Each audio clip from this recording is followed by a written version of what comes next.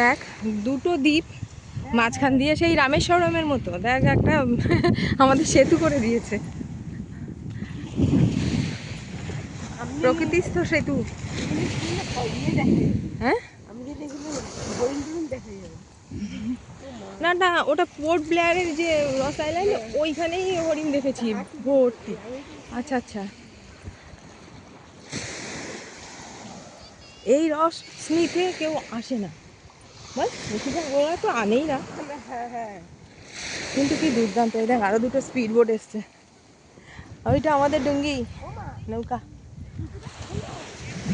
এই চারদিকে সুন্দর বিচ, এত সুন্দর ফ্রেশ বিচ আর হয় না, এত দুর্দান্ত।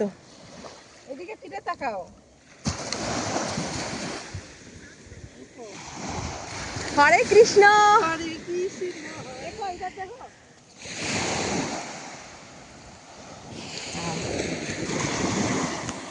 এই বালুকা বেলায় আমি লিখেছি একটি নাম, আমি লিখেছি না আজ সাগরে